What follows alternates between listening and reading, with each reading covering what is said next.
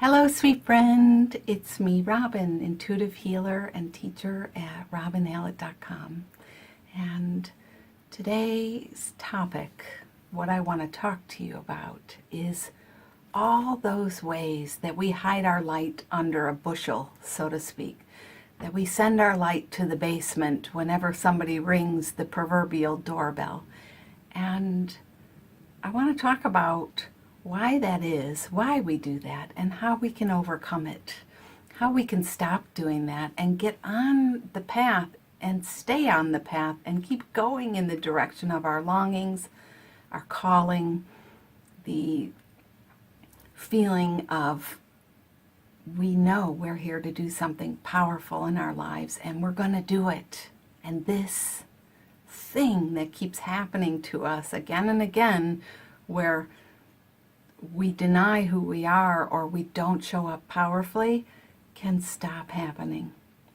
So I've made a little tea. I've got Earl Grey with a little bit of stevia and sea salt. It's my favorite way to have tea, and I know it's probably unconventional. Make yourself comfortable, and I always just want to say, may this healing go to just the right hearts today, this offering.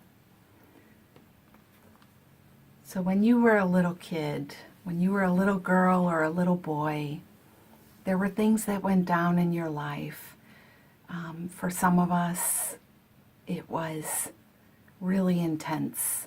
And I should say, I'm going to speak freely here. So if you have little kids listening, you may want to think about putting in the earbuds or receiving this at a time where little ears cannot hear. Okay? So when we were little, things went down. For many, many people that I help, there was abuse involved. Violence, language, bullying, sexual abuse, all kinds of violations where we as children were terrified. And a lot of times what happened was we were in the middle of shining and something clobbered us. A parent said, don't do that, or we got attention we didn't want. We got noticed. We stood out. Suddenly we became the one people saw. Perhaps we were picked on. Perhaps we were teased. Perhaps we were laughed at. So just take a moment and connect in with what it was in your own history. Give yourself a moment to really ponder the one or two stories that are coming up for you. I know at times it can seem like there are at least 50 stories, Robin. Yes, me too. But let's go with one or two. Times when you were very little and you were caught completely off guard by something an adult did or a sibling did, or something happened around you that really you remember feeling shocked to the core. Have you got that? Shocked to the core. So the thing I want to explain to you is that as a very little child, you went through some difficult experiences, and those have left a mark. No matter how much healing you do, no matter how much you meditate, no matter how much you're aware, and no matter how much you practice, these pieces of our history have left their mark. It's not bad or wrong to know that. It's not bad or wrong to say, I'm somebody who was abused as a child or bullied or picked on. It's not a weakness to admit that. Or to say there was violence in my household, or there was a lot of screaming. I had screamy parents, or a brother that was a bully. There's nothing wrong with going there. In fact, we need to acknowledge the reality of what happened, just to liberate some energy that may still be stuck back there. So these things happen to us, and they have affected how we are. Just like when I was in 6th grade, I fell on a glass table and cut this part of my eye open. There's still a scar here. things happen to us growing up, and it alters our being. For some of us, we continue to stay in a mode of protection.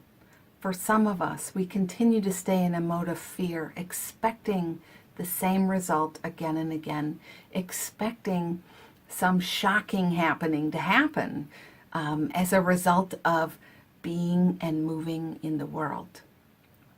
So let me explain a little more about that. Perhaps when you were little, and let's just say, I've been talking to a lot of people this week who've survived some really intense abuse from their childhood. And the holidays are coming, and that's a time when we have to get together with family, and you can understand why then this wounding, this upset, this fear can really flare up, because it's holidays, we're going to get together with these family members, and this wounding, the very wounding itself, the scars on the wound begin to tingle with activation.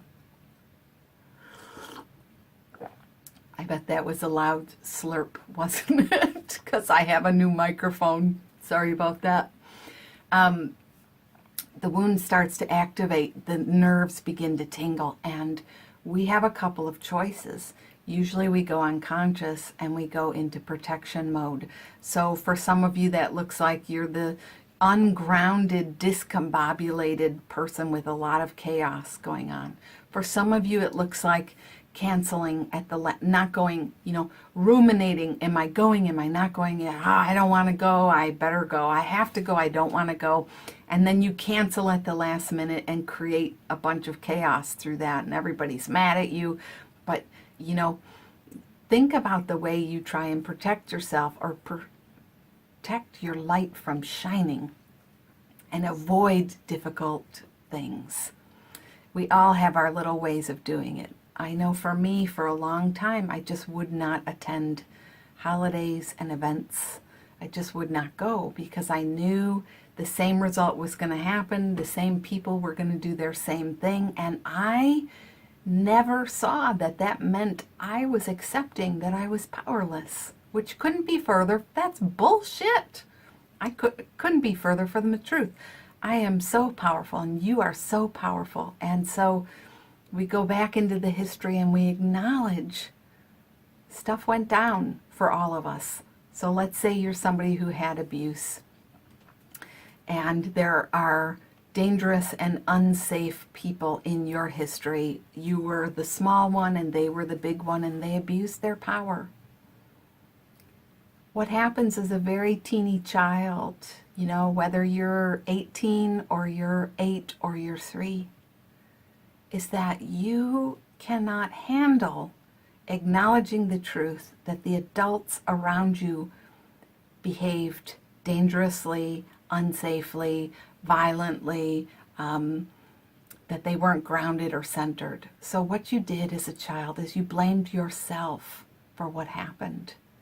And you decided that you were the bad one. And this allowed you to stay in your family and not become completely obliterated because you just think it's you. You don't think it's your mother or your father or the uncle or the big brother or the big sister. You just think it's you. And this allows you to stay in the system, managing your energy, controlling yourself, hiding certain parts of you away, keeping certain pieces safe and hidden. Does that make sense? So here you are now as an adult, and all you want to do is shine. You want to be who you are out in the world. You want to be yourself, and you want to do what you feel called here to do. Every week I do several rock star readings for people, and one of the biggest messages that comes through for them from Spirit is that you could be shining in such a bigger way, but you're holding yourself down. One way or another, the energy is impacted or compacted or compressed or held, and fear is always at the root of that. I'm afraid to shine. People will be upset if I shine. I'll be attacked if I shine. I'll get nasty feedback if I shine. People will laugh at me if I shine. They'll make fun of me. They'll say, go away. I don't want you here. What you have to offer, we don't want. Yeah, that's the fear.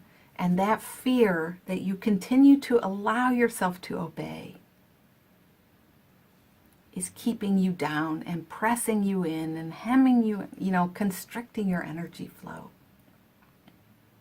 And all of this comes out of experiences that were traumatic for you early on in your life. Or later, it's not a hard and fast rule that it has to be in your childhood. But at some point, somehow, in the middle of your shine, you were stunted. Bad things happened. So what we want to do is understand that, period. Just know that about ourselves and become willing and determined to hold the little one inside of us tenderly, lovingly. To say, I have your back. I know this happened to you. I know you were picked on. I know you were bullied. I know these people coming to dinner next week are definitely the kind of people who continue those behaviors. But hey, I'm with you. Hey, I have your back. And I know what you're capable of. And I want you to hold yourself with so much love and regard and kindness and believing eyes and believing heart that this energy you've been harboring and protecting and keeping down is liberated just by nature of being in alignment with this truth with a capital T. The energy gets released and I could say it like this, you ascend into greatness. Your energy field expands into a more loving, a more right-fitting space. You were never meant to play it small and hide your light in the shadows, to tone down who you are. You were meant to shine exactly as you are. And you are here to bring forward exactly what sparkles and is alive in you. Those beautiful nuances, those beautiful perspectives that you have in exactly the way that you see it. And I know how difficult that is because we're scared. We have stories. Some of you might say, but Robin, I'm not scared. I just know people don't want to hear it. Well, underneath that story is a fear. Some of us are really good at wallpapering and shellacking over it to the point that we've denuded ourselves of any emotion whatsoever. But that doesn't mean it's not still there. That doesn't mean it's not still there. It's still there. So what we want to do, some people really invest their energy in getting pumped up and making themselves puffed up, bigger and bigger, and learning techniques to speak powerfully and do these things. But you know what? All you ever need to do really is to go back in time and find those really significant woundings that you still remember like it was yesterday. I can think of 2 or 3 really powerful ones that I had to work on. A time I got beat up in 7th grade, really beat up, and I ran for help and nobody would help me. That was one huge time I had to work on, and I've blogged about some of these stories and I'll link those up. But times when my own family did not have my back, stuff happened and I was hurt. So these stories get in there, and what I find is all we ever really need to do is go back to those stories, and it's almost like there's a tear in our energy field where that wound is still leaking and it's looking for healing. And instead of defending ourselves, like you put your hands over the hole that the event has made, and all you do is defend yourself, which means you continue to expect these bad things to happen to you, don't you? If you're defending against something, it's because you're expecting it to continue to come in. So what we want to do is instead bring love, bring light, bring healing, bring a gentle invitation to go beyond the limits of your defense and your wound and the story that you tell. You know, I know firsthand what it's like to grow up in a house where you don't feel loved or wanted or cherished. And for a long time, that was my truth that I projected onto the world. And you know what?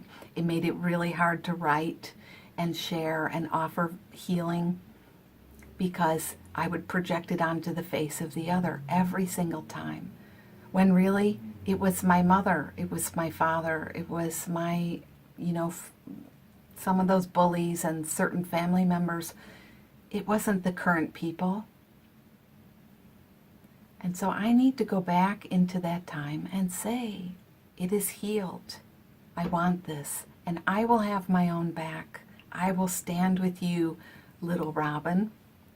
Little. You have to call yourself by your name and make a proclamation and a declaration and then honor it. Because you being afraid to shine, you being afraid to get started, to get going in the direction of your longing, it will only continue to fester and pain you. And, illness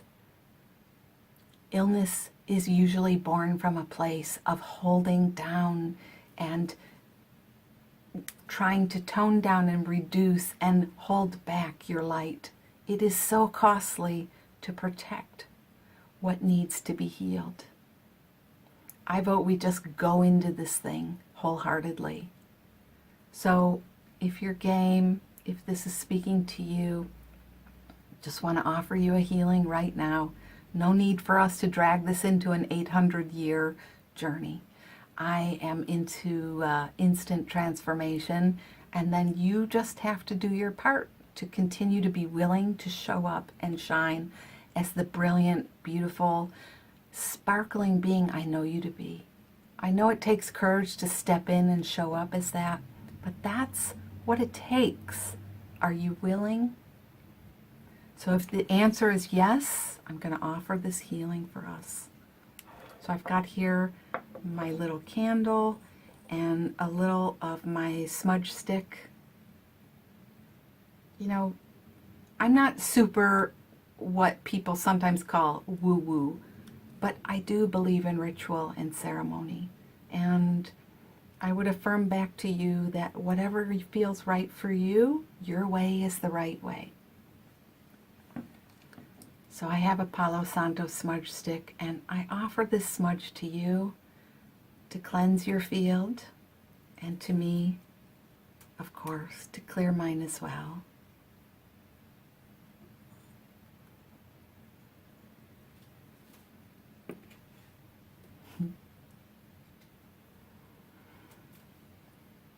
I call on the guides and the angels, working with my friend here, working with me and all of us here in the Love Posse. I call on you to help clear this energy now, through time and space, backwards and forwards, in the history, in the future, in this now moment. Cleanse it and clear it. Allow us to shine powerfully and brightly, unapologetically as ourselves. Allow us to do what we are here to do, gleefully, joyfully, with love in our hearts. Help us to know when we are afraid, we're just afraid. Don't let us go on and on with the story, affirming our badness. I thank you, and so it is. Amen and aho and om shanti, shanti, shanti, which is just peace, peace, peace. So, my beloved, hold the line. Be strong, be powerful, show up. Gently, I say, call bullshit on those stories. Stop holding up what was never meant to be. Instead, offer the light and the healing. Let's do this quickly. I know sometimes it can be painful, and that's why I'm here. If I can help you, please reach out. I'm sending a lot of love and wishing you all the very best. It's Robin Hallett, signing off. Bye.